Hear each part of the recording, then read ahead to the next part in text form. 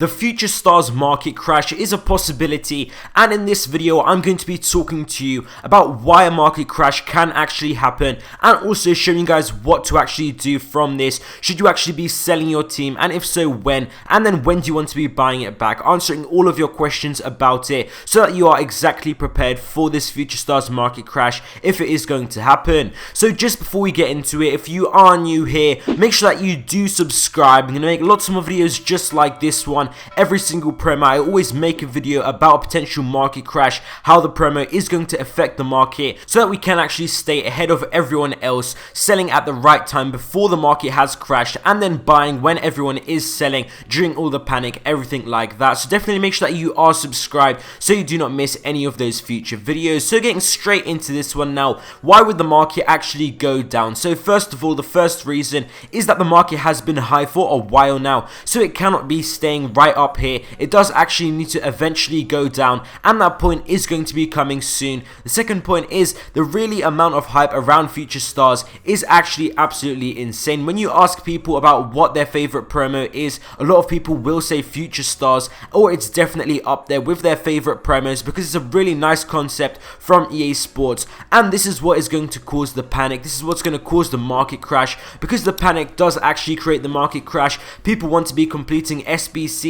opening packs with their coins and spending their coins during this promo. They don't want to just be playing weekend league, stuff like that. They want to be getting involved in this promo, and that's what we always see every single day. So we do actually look at the majority of casual FIFA players to determine what is going to be going on. It's actually those type of players that are actually creating all of the panic, all of the hype, and that does lead to a market crash, because when they see the loading screen that a new promo is going to be coming out, like we saw with Team of the Year, everything like that, their first thought is actually to go on FIFA and sell their teams, which is what we kind of need to intercept, and that is actually going to cause the market crash. So when do we actually sell? First of all, I want you guys to understand that we don't actually have to sell our teams. For example, if you have a team that you love right now, it's been playing good in the weekend league, you are playing weekend league for a first thing, because there are quite a few people as well that have kind of given up on weekend league. But if you have a team that you're really liking playing weekend league, a few expensive players like Mbappe,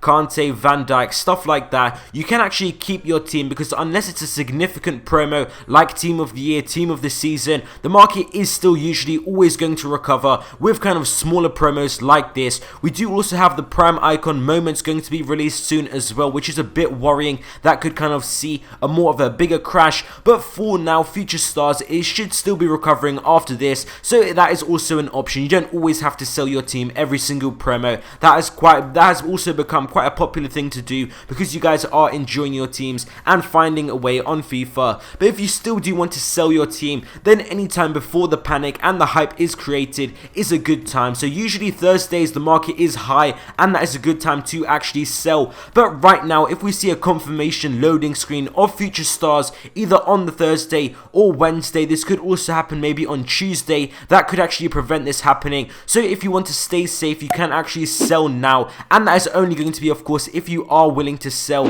What you can actually do if you're kind of on the edge, 50-50, you like your team but you also want to have some coins for future stars, you can actually wait till Thursday morning. If the market still recovers, you can actually go ahead and sell your team, and then you can spend some of your coins during future stars. Or if it's actually going to go down on Thursday, you can just keep your team and just hold it off for a week or two until the market is going to recover. That is also quite a good option if you guys are kind of on the edge. So when to actually buy back, you want to be buying back when people are selling for this promo, when we are going to see that panic selling, which could actually happen when the loading screens are going to be released. So like I said, I am expecting a loading screen either on Tuesday, or we can actually see one on Wednesday, and then also Thursday. We are going to see when the first one's going to be, either Tuesday or Wednesday, but we can also see maybe the market go down on the actual Friday when the content is going to be released. It is kind of going to depend on what EA Sports are going to be releasing, and that's what you also need to understand. It all depends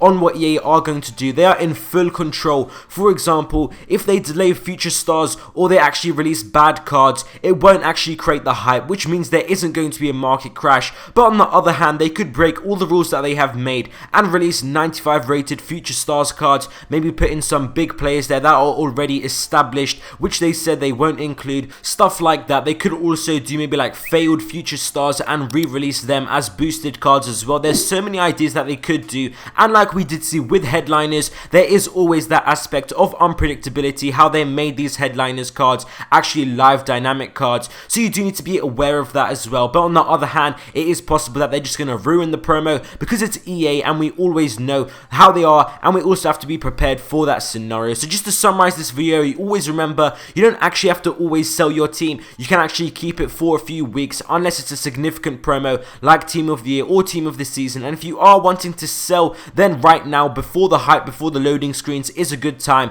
And then to buy back is actually when the loading screens are released, or on Friday if the market hasn't dropped already. Thank you guys for watching this video. I hope you guys enjoyed, and I'll see you next time.